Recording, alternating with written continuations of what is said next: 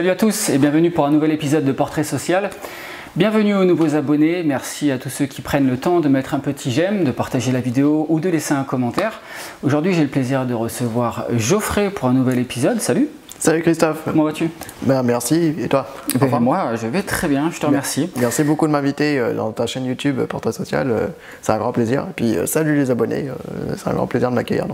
C'est un plaisir partagé. Merci à vous.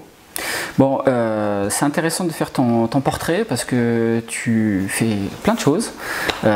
Principalement, tu es comédien et humoriste. Tu vas nous en parler, mais je te laisse la place de te présenter. Donc, je suis Geoffrey Bugnot, et comme tu l'as dit, Christophe, je suis comédien maintenant depuis 7 ans et je suis condamné à la chaise électrique. Mais bon, le fauteuil électrique, c'est plus confortable, hein, je te rassure. Je suis donc né le 24 février 1995 à Saint-Martin-d'Air, dans l'Isère. Je suis dauphinois, comme le gratin, et comme mon frère, qui a 4 ans de plus que moi. En août de la même année, en 1995, mes parents ont emménagé à Montluçon, puisque mon papa a été muté à l'école gendarmerie de Montluçon, puisqu'il était gendarme. Et le 17 mars 1996, quand j'avais 13 mois, et 2 chicots, ouais, j'ai déjà 2 chicots. Hein. La voiture de mes parents a été percutée par un alcoolique qui avait 3,10 g au volant. Donc on rentrait de Vallon-en-Sully et puis l'alcoolique lui rentrait sur Bourges puisqu'il était thanatopracteur. C'est donc une personne qui maquille les morts. Voilà, exactement. C'est bien, tu sais ça. J'apprends. Ouais, parce que le thanatopracteur, en fait, il a essayé de maquiller l'accident et il n'est pas arrivé. Il n'est pas arrivé. C'était pas un bon. Non, c'était pas un bon.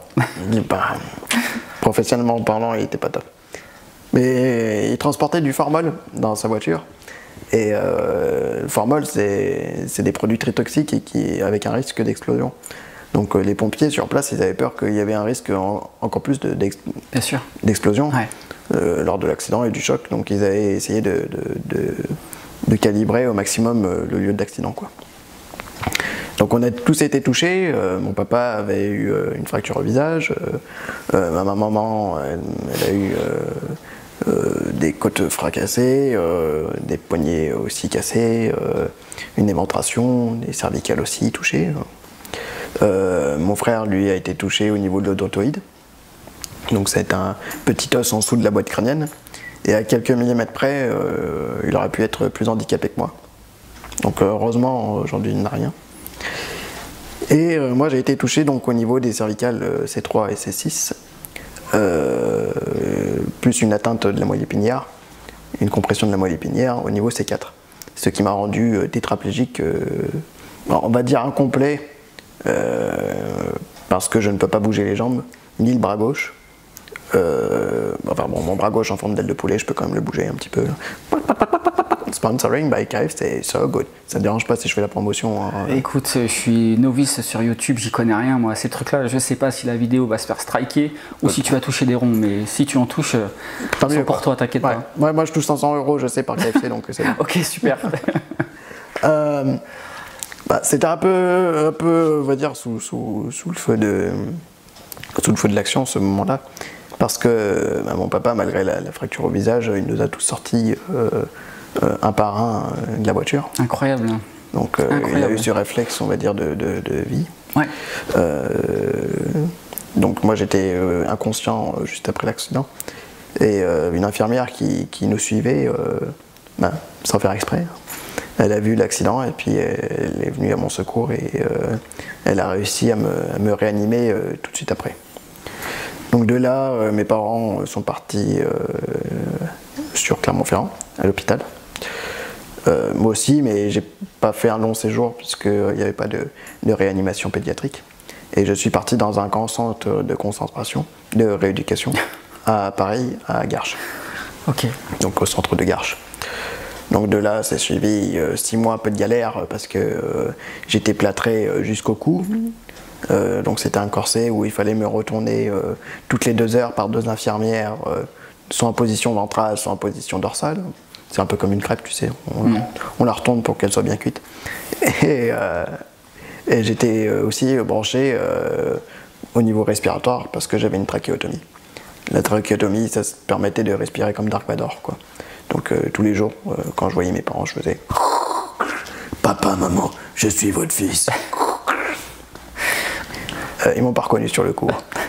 La blague à part, ça devait être une expérience extrêmement compliquée à vivre pour tes parents, qui eux étaient sur Clermont, toi sur Paris. C'est ça. Donc ils allaient te voir sur quel rythme? Sur quel rythme? Après, ma maman, elle essayait, comme elle était assez sévèrement touchée au niveau du ventre et puis au niveau cervical, c'était un peu plus compliqué. Il a fallu attendre 2-3 mois, je crois. D'accord. Donc, et puis mon père, lui, il essayait de faire des allers-retours malgré le travail, quoi, parce qu'il avait repris le travail un peu. Donc tous les week-ends, il passait pratiquement toutes les semaines, des fois sur Paris. Enfin, il faisait des allers-retours à chaque fois. Donc c'était ma famille. Je pense que cet accident nous a encore plus unis, et malgré la douleur. Enfin, je peux pas parler de douleur parce que c'est un grand mot, mais je veux dire, cet événement nous a encore plus unis, quoi. Bien sûr. C'est quelque chose où on s'est battu pour sortir la tête de l'eau, quoi. Ouais.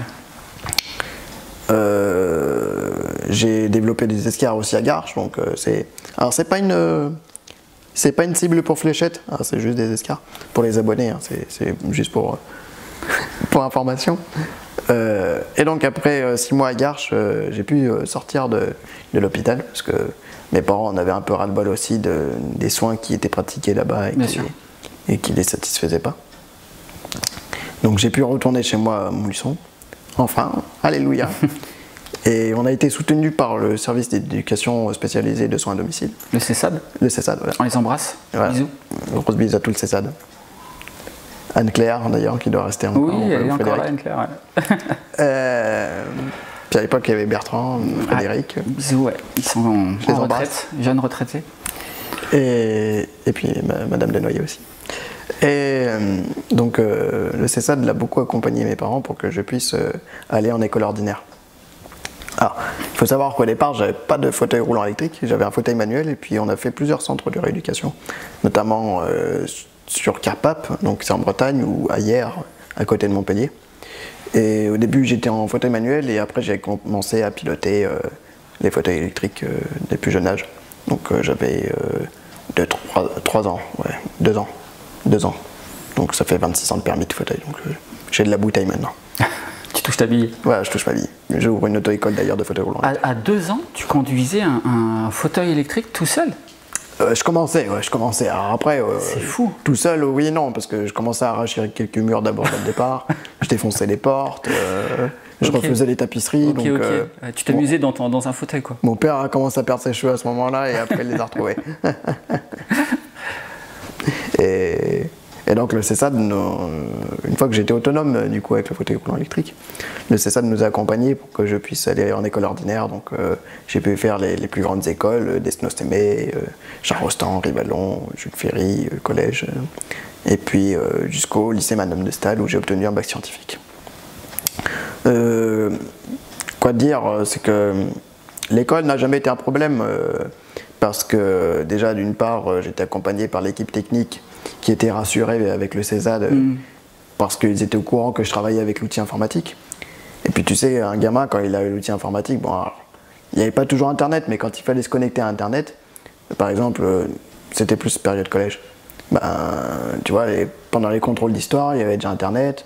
Il suffisait d'ouvrir une page Wikipédia, de faire un copier-coller, et puis j'avais 20 sur 20. Donc tu vois, c'était facile au bout d'un moment ma scolarité, quoi. Donc, Non, arrête, tu fais le con. Non, je te jure. Arrête, moi je t'ai dit que c'était naïf, moi je suis bon public. Tu fais le con ou pas? Non, je rigole, ça. Ah bon? Je l'ai fait pour le bac, ça. Non, non, heureusement, il n'y avait pas encore internet à cette époque. Mais j'aurais pu. Donc tu étais accompagné donc, par le CESAD? J'étais accompagné par le CESAD, par les AESH. Par les AESH, les AVS. Ouais, on les embrasse, les AESH. Karine et Nadia qui sont en interview sur ma chaîne. Bisous les filles. Bah, moi aussi, je les embrasse aussi, toutes mes AVS. Enfin, tous mes AVS aussi, parce qu'il y avait un homme, François. Alors, je vais tous les citer. Hein, donc, Julia, Marie, Laetitia, François, je vous embrasse. Merci encore pour tout ce que vous avez fait. D'ailleurs, les AESH, enfin AVS à l'époque, m'accompagnaient pour, par exemple, scanner les documents ou bien refaire carrément tout un document pour que je puisse l'utiliser avec l'outil informatique. Elles font un boulot incroyable. Ouais, elles font un boulot monstre. On n'imagine pas des fois, mais elles font quand même un boulot monstre. Et parce que des fois, il y a des profs qui donnent juste la feuille, mais ils se rendent pas compte que moi, je bosse pas avec des feuilles, quoi. Donc, des fois, ils font « Ah merde, c'est vrai, j'ai oublié ». Ou il y en a, ils me tendaient les clés USB, mais ils savent que je peux pas les brancher tout seul. Et du coup, ils me tendent la clé USB, ils s'attendent comme des cons. Ah oui, pardon, je dois te le mettre. Merci, monsieur. Merci. Donc c'était assez drôle sur ce point-là. Est-ce que justement, dans ta période scolaire, il y a des anecdotes voilà, que tu gardes rigolotes par rapport à comment te considérer? Peut-être ce côté un peu surprotection alors des profs, ou peut-être dans ton entourage familial ou amical, ou je sais pas, voilà, est-ce que tu as des anecdotes rigolotes à raconter de cette période-là? Moi, alors déjà, dès le départ, en maternelle, j'ai été, on va dire, bien chouchouté, parce que déjà, d'une part, il y avait tous les garçons qui me prenaient pour la Formule 1 de l'école, donc ils montaient derrière moi et puis on allait à fond les ballons dans les couloirs. Et puis les filles, elles me prenaient pour le petit poupon qui était mal en point et qu'il fallait prendre soin, donc c'était assez facile pour draguer à cette époque-là, quoi. Et puis après, au collège, enfin, école primaire, collège, on va dire, il y a eu le développement des jeux vidéo.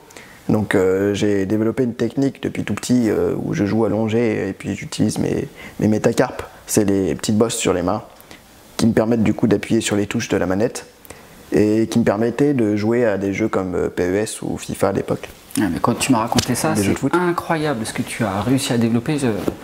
Ouais, fou, quoi. Après, c'est une technique ancienne et ancestrale que. Tu es passé maître. Voilà, je suis passé maître. Et puis, comme il y avait eu cet essor des jeux vidéo, ça me permettait d'inviter des copains et puis de faire des tournois de consoles sur des jeux de foot, quoi. Donc c'était sympathique, quoi. Donc, comme je leur mettais une fessée, ils étaient obligés de me respecter aussi à la fin, quoi. Et heureusement, je leur mettais des fessées, donc c'était la risée. Et donc, ouais, c'était vraiment. Je garde vraiment un très bon souvenir de l'école parce qu'il n'y avait pas de mal-être social comme aujourd'hui les enfants peuvent subir, quoi. Même des avec valides, Internet, valides ou handicapés. Hein. Et pour moi, c'est vraiment une chance d'avoir pu grandir dans une société encore libre et qu'on puisse faire des choses positives. Super. Donc tu continues tes études, donc tu as ton bac, tu disais, tu rentres à l'IFAG. Exactement, je rentre à l'IFAG de Montluçon. D'ailleurs, je touche encore 500 € pour prononcer le nom IFAG. Merci l'IFAG. Hein. Je vais me faire striker la vidéo, je sais pas comment ça se passe, moi, ces trucs-là. Et oui, du coup, j'en avais un petit peu marre des maths et tout le côté sciences, physique qui commençait à me bassiner avec le bac. Et je me suis tourné vers l'école de commerce de l'IFAG où j'ai pu apprendre des choses plus globales pour monter une affaire, par exemple. Et puis, j'avais pour projet à la base de monter un bar à thème. Donc, avec mon père, on l'appelait bar à thème ou t'aimes pas. Je ne vois encore un subtil. Et donc, le but c'était de mettre des murs blancs et puis chaque personne pouvait entrer dans un environnement qu'il avait préconfiguré avec un groupe de personnes. Par exemple, si c'était une soirée foot, on aurait pu faire une soirée spéciale FC Barcelone. Bon, je dis FC Barcelone parce que je suis fan du FC Barcelone. D'accord, mais tu sais que là tu donnes ton idée à plein de personnes. Là. Tu voulais pas le faire? Bah, je l'avance si vous voulez. Ouais. Tu 100 000 € si vous voulez. Et, du coup, le truc de l'IFAG m'a permis d'apprendre des choses sur le marketing, sur la comptabilité, des choses vraiment globales sur tout ce qui était monter une entreprise. Et j'ai aussi, en dernière année d'école de commerce, j'ai pu découvrir le théâtre, puisque c'était un étudiant qui avait lancé sa section théâtrale, pour pouvoir prendre confiance en soi et puis mieux s'exprimer en public. Parce qu'on a beaucoup de projets de présentation, de dossiers, tout bazar, quoi. Donc c'était pas facile. Donc il m'a fallu le théâtre pour prendre confiance en moi. Et ça m'a beaucoup plu, tous ces cours, puisqu'on avait monté un petit groupe. On rigolait beaucoup. Et entre-temps, j'avais un ami qui, lui, se lançait dans le one-man show. Et puis, en le vannant, que je pourrais peut-être monter sur scène comme lui, il m'a pris au pied de la lettre et puis il m'a proposé de faire sa première partie lors d'une de ses dates, quoi. Et comme je ne pouvais plus reculer, j'ai dû avancer et puis aller faire cette première partie. Donc l'engouement du public m'a poussé à continuer. Et pour ce sketch-là, je me rappellerai toujours, j'avais repris quelques vannes de Guillaume Batz, regretté, paix à son âme aujourd'hui. Mais j'avais commencé déjà à écrire mon histoire de façon drôle et assez, comment dire, caustique. Ouais. C'était les prémices de ton premier spectacle. Exactement, c'était les prémices de mon premier spectacle, Geoffrey Dérapes. Donc ouais, le public m'a poussé à continuer dans cette voie. J'ai quand même préféré patienter et obtenir d'abord mon diplôme à l'IFAG. Bien sûr. Donc c'était un bachelor. Ok. J'aime bien le bachelor. Monsieur, ouais. Alors, je préfère me dire le mot licence perso parce que le mot bachelor, tu sais, ça me fait trop penser à l'émission. Le truc avec la rose là. Avec la rose et tout. J'ai jamais eu trop de nanas, alors tu sais, moi je l'attends toujours avec ma rose. Je croyais que t'allais me dire j'ai jamais eu trop de roses, donc. Non. Mais bon, s'il y en a une qui est intéressée, j'ai toujours ma rose à lui offrir, donc on verra. Et autre chose, mais je ne dirai pas quoi. Et du coup, donc après avoir obtenu mon diplôme, j'ai rencontré le comédien Artus, qui lui m'a conseillé de faire le Festival d'Avignon, du coup l'édition 2017. Et entre-temps, j'ai écrit mon spectacle Geoffrey Dérapes, et qui retrace un peu mon parcours et qui raconte aussi mes péripéties et qui parle de mes rêves d'Hollywood. Bref, que tu as eu l'occasion, je crois, de découvrir. Bien sûr, bien sûr, je l'avais déjà vu, ouais. Et moi, je reviens juste sur ta première expérience, en fait, ta première scène. Je pense que tu es comme ça. Tu fais tout ce que tu peux, tu dis je suis con d'avoir lancé cette idée-là, genre sous forme de pari, quoi. Pas le jour même, parce que le jour même, on se dit on peut plus reculer, c'est terminé, on peut que aller vers l'avant. Les jours d'avant, ouais, je flippais à mort et j'avais vraiment l'impression, mais bon, elle était dans les pneus, ça va. Ou elle se buvait. Le moment où tu sors de scène, là tu ressens quoi comme émotion? Alors, le moment où je sors de scène, je suis quand même guilleret. Parce que les applaudissements du public, je m'en attendais pas autant. Alors que j'étais, sans être grossier, j'étais vraiment très nul. Et c'était affreux de... Ah mais tu t'en rendais pas compte là à ce moment-là? Non. Aujourd'hui avec le recul, quand tu vois les images, tu te dis ça. Oui.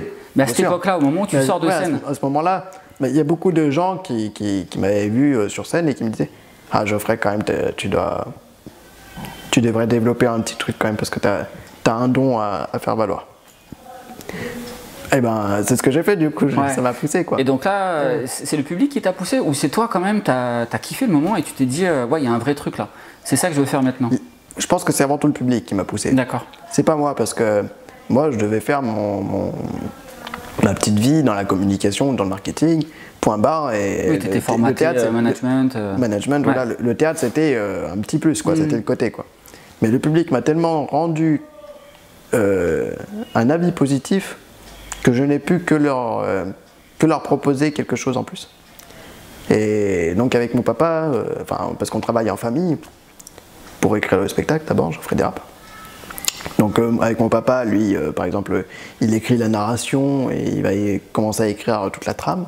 Et puis moi, je vais être là pour remodifier un peu l'histoire et la rendre beaucoup plus drôle et faire les chutes des vannes, et la rendre beaucoup plus comment dire sarcastique. Pas sarcastique, mais plus piquante. Quoi, ouais, ton papa il cuisine et toi tu mets les épices quoi. Exactement, exactement. Okay. Alors pas trop d'épices parce que des fois ça peut faire mal.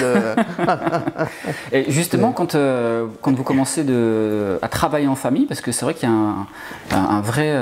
tu es vraiment bien accompagné, je veux dire, au niveau de la famille. Ouais. Et quand tu commences à entreprendre cette voie-là, la vie de ta famille c'est quoi?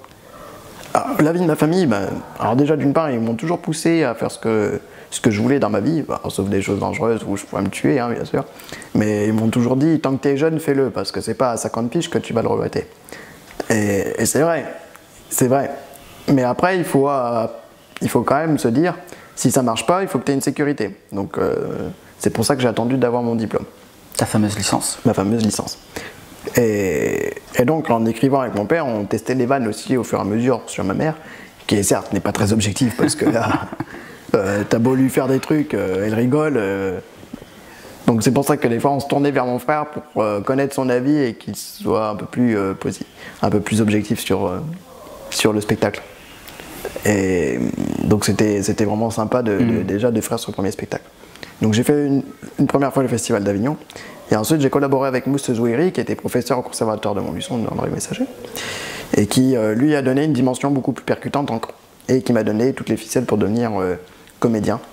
Alors, quand je dis toutes les ficelles, c'était plus rattaché à mon spectacle, parce qu'après, il y a d'autres manières, bien sûr, de développer son jeu, quoi. Ouais, bien sûr. Donc là, il m'a donné les premières cordes à mon arc pour mon spectacle. Et ce qui a permis de développer moi aussi mon jeu plus facilement sur mon spectacle. Okay, et puis un côté aussi beaucoup plus pro, beaucoup plus travaillé dans la mise en scène. Dans la mise en scène, exactement. Donc c'est lui qui a refait la mise en scène, qui a vraiment donné un jeu plus synergique et beaucoup plus positif avec le public. À partir de là, ça devient vraiment ton boulot et tu deviens intermittent du spectacle. Eh bien, au fur et à mesure des dates, on commence à grappiller quelques dates. J'ai eu la chance, et vraiment, quand je dis de chance, la vie, tout est une histoire de chance, hein, dans la vie, hein, c'est que ça. Hein. J'ai eu la chance de rencontrer telle personne qui m'a ramené vers telle personne, qui m'a emmené vers d'autres personnes, et au fur et à mesure, j'arrivais à grappiller des dates. Alors c'est pas facile parce que des fois il faut démarcher, il faut avoir quand même un aspect commercial aussi, savoir se vendre. Ouais, mais c'est vrai, t'as eu ta licence. J'avais ma licence, donc je savais de quoi on pouvait parler. Mais au départ, c'est quand même pas facile, quoi, parce qu'il y en a beaucoup de jeunes humoristes sur scène, hein, qui font valoir aussi leur propre spectacle, ou leur propre sketch. Et j'ai eu la chance, donc, du coup, d'intervenir au ministère des Affaires étrangères et de l'Europe, et au ministère des Finances. Et de là, en fait, c'est grâce à ça que ça m'a un peu ouvert des portes sur certaines choses, quoi. Et puis j'ai pu intervenir à Sciences Po Grenoble, enfin j'ai pu rencontrer des belles personnes. Ok, donc là tu joues ton spectacle pendant 5 ans. Voilà, alors je suis intermittent depuis 2018. J'ai joué mon spectacle du coup Geoffrey Dérapes pendant 5 ans, donc de 2017 à 2022. Et puis j'ai commencé à écrire aussi le deuxième spectacle que je joue maintenant depuis novembre 2022. Quoi. Ok. Alors comment ça se passe? Parce qu'en fait tu t'es fait connaître et tu t'es construit dans l'écriture de ce premier spectacle qui met en lumière ta vie. Donc là pour le coup c'est des expériences pro, tu les tournes à la dérision et tu joues autour de ça. Une fois que tu as fait ça, que tu as raconté ta vie, est-ce qu'à un moment donné, tu te poses et tu te dis pas maintenant je raconte quoi? Comment tu l'as écrit ton deuxième spectacle? Alors, bien sûr, il y a beaucoup d'humoristes qui continuent à écrire sur leur vie, parce qu'une vie, c'est des longues années, donc il faut faire sa propre expérience ici. Donc on a plusieurs sujets aussi. Moi j'ai toujours voulu faire des sujets où c'est pas facile de rire d'un sujet, mais on peut le rendre drôle quand même. Et ce spectacle Geoffrey après un coup de vieux, alors le titre était déjà trouvé parce que je savais que c'était Geoffrey après un coup de vieux, je sais pas, c'était une illumination que j'avais eue. Mais l'histoire devait se dérouler dans un EHPAD. Et en fait c'était des ambulanciers qui devaient m'emmener dans un centre de rééducation et au lieu du centre de rééducation, ils m'emmènent dans un EHPAD. Tu te trouves par erreur dans un EHPAD. Exactement, ils se trompent, ils sont un peu idiots. Et de là, je suis enfermé et j'essaie de tout faire pour m'en sortir, mais je m'attache avec les personnes âgées. Bref, c'était à peu près la trame globale de ce nouveau spectacle. Mais est arrivée la Covid, et là, ça a complètement bouleversé les choses, puisque mes grands-parents qui habitaient au 4e étage sans ascenseur ne pouvaient plus s'assumer tout seuls et puis n'arrivaient plus à s'en sortir. Et après des séjours en hôpital, ils sont partis en EHPAD. Donc de là, j'ai pu voir l'intérieur des EHPAD et puis voir comment ça se passe avec les patients et aussi avec mes grands-parents, bien sûr. Et comment se déroulaient les journées type en EHPAD. Donc là, tu t'es appuyé pas sur de la fiction ou de ce que tu imaginais, mais pour le coup d'expérience réelle. Eh bien, encore une fois, je m'inspire de ma propre vie, quoi. C'est ça. Donc, indirectement de ma propre vie, quoi. Donc c'était quelque chose de très enrichissant, parlant, hein, bien sûr, parce que j'analysais un peu les choses. Et dans ce nouveau spectacle, j'ai préféré à la fois rendre hommage à mes grands-parents, mais aussi à tous les parents de personnes qui sont âgées, ou aussi à toutes les personnes âgées qui se sentent dans cette situation, et aussi à tous les enfants qui ont eu leurs grands-parents dans ce cas-là, quoi. Donc tout ça fait que j'ai voulu rendre hommage et faire une mise en avant de la vieillesse aussi dans mon nouveau spectacle. Est-ce que tu as conscience que pour moi, tu as une forme d'hyperactivité? T'arrêtes pas, tu fais du sport, tu es comédien, tu es humoriste, tu es chroniqueur à la radio, bref, tu es partout. Où est-ce que tu trouves cette énergie? Alors déjà dans la drogue, je prends de la cocaïne tous les jours le matin. Arrête tes bêtises, là, je vais avoir des problèmes avec cette vidéo. Non, je plaisante. Je peux pas considérer que je suis hyperactif parce que quelqu'un d'hyperactif, c'est quelqu'un qui va tout le temps bouger, qui va être speed et qui va être même malsain pour les autres parce qu'il peut être. Alors, je dirais que mon handicap me prend beaucoup une partie de mon temps aussi. Donc déjà j'ai des soins aussi tous les matins qui prennent à peu près 3 heures parce que c'est des mictions, c'est de l'extraction des selles aussi, donc tout ça c'est des soins réalisés par mes parents pour l'instant, mais qui seront réalisés aussi par des infirmières aussi plus tard. Donc tout ça c'est 3 heures le matin qui on va dire sont assez timées, quoi. Après l'après-midi, je suis chroniqueur j'écris soit des chroniques sur RGFM que je prépare à l'avance, donc je les enregistre, ça me prend à peu près 1 heure. Ou bien j'écris des nouveaux sketchs, ou bien j'écris d'autres. Je peaufine, on va dire, mon spectacle aussi pour le rendre un peu plus percutant. Est-ce que d'après toi, le fait d'être en fauteuil, ça te permet d'aller plus loin dans l'humour que certains valident? Je dirais pas, parce qu'il y a beaucoup d'humoristes qui font de l'humour caustique sur le handicap. On peut prendre Artus qui a fait carrément un sketch sur les Jeux paralympiques, qui est d'ailleurs très, très drôle. Ou même Jérémy Ferrari qui peut se permettre aussi de l'humour noir sur le handicap. Moi je n'ai pas de... Parce que je pars pas du principe qu'on fait un humour communautaire, quoi. Je pars du principe qu'on peut rire de tout. Et si le public, malheureusement, ne veut pas rire du handicap, après, c'est parce qu'ils ont une limite à un moment donné. Enfin, je dis pas une limite, c'est pas péjoratif, c'est que on a tous plus ou moins une limite sur les choses. Ça peut être comme l'humour sur les enfants, l'humour sur... enfin, je ne vais pas citer tous les trucs qui peuvent être tendancieux, mais je veux dire, c'est que j'ai pas de légitimité par rapport plus qu'un autre, quoi. Si quelqu'un veut rire du handicap, si c'est bien fait, aucun problème, il n'y a pas de souci. J'ai eu l'occasion de faire plusieurs festivals dédiés au handicap. Et alors, les handicapés rigolaient vraiment de bon cœur à mes sketchs. Mais des fois, les parents étaient plus ou moins choqués de la chose, quoi. Donc, parce que... et encore une fois, tout dépend de si on a fait le deuil ou pas du handicap à l'intérieur de soi. Ça dépend quand est-ce qu'il est arrivé, ça dépend comment il a été annoncé, ça dépend de beaucoup de choses de son environnement. Moi j'ai eu la chance d'avoir des parents qui, malgré la difficulté, ont su être toujours positifs avec le handicap. Et c'est ça qui a permis de rire du handicap aussi plus facilement, et de développer aussi cet humour sur le handicap. Quelle est ton actualité en ce moment et où est-ce qu'on peut la trouver? Oui, du coup mon actualité, pour l'instant, c'est de faire tourner mon spectacle Geoffrey a pris un coup de vieux, un peu partout en France. Donc j'ai plusieurs dates sur Série, sur Villeurbanne, enfin bref. Toutes les dates, on peut les retrouver sur le site geoffreybugno.com. Et puis là, en ce moment, je suis en pourparlers pour tourner dans 2 courts-métrages. Et il y a des commissions qui seront au mois d'octobre. Et je croise les doigts, je sais pas si j'y arriverai. Mais je croise les doigts pour que les commissions rendent un avis favorable au lancement des projets. Ok, on te le souhaite. Merci, c'est gentil, c'est gentil. Qu'est-ce qu'on pourrait ajouter à cette discussion? Par quoi tu aimerais conclure? Ce que j'aimerais conclure, déjà, c'est avant tout un grand remerciement de ta part, Christophe, de m'inviter sur ta chaîne Portrait Social. C'est un plaisir. Et c'est vraiment très touchant de pouvoir me laisser une parole. Et après, je crois qu'avant tout, il faut profiter de la vie et ne pas s'imposer de limites.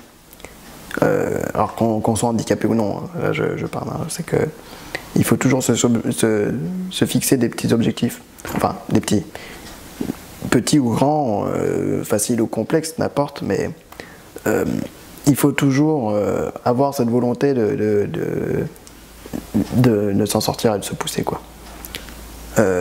Qu'on soit valide ou pas, on a toujours besoin de quelqu'un pour réussir. Moi j'ai eu la chance d'avoir un super entourage qui m'a poussé et qui m'ont toujours donné envie d'aller de l'avant. Ça peut être des amis, ça peut être des copains, ça peut être des personnes qu'on n'imagine pas non plus, ça peut être des étrangers, ça peut être tout ce qu'on veut, mais il faut être bien entouré, quoi. Et cet environnement nous pousse à être meilleurs tous les jours. Donc déjà, d'une part, je voudrais remercier ma famille, mon frère, mes parents, et puis ma belle-sœur, et puis ma petite nièce aussi qui a 2 ans aussi, donc je l'embrasse très fort. Donc c'est eux qui me poussent à aller toujours plus loin. Et merci au public parce que sans eux, je serais pas là aujourd'hui. Donc je peux que remercier aussi le public. Donc c'est juste un mot merci, quoi, que je peux dire vraiment sincèrement. Eh ben, merci à toi. Ton actualité sera en description de cette vidéo. C'est gentil, Christophe. Si vous avez des commentaires, si vous avez apprécié cette vidéo, si vous avez découvert Geoffrey ou si vous souhaitez lui poser des questions, n'hésitez pas dans la section commentaires. Geoffrey se fera un plaisir de vous répondre. Merci mon pote, je te dis à une prochaine. Merci, bonne continuation et puis voilà, plein de belles choses pour le futur. Prends soin de toi. Merci amigo et merci aux abonnés. Salut. Salut Christophe.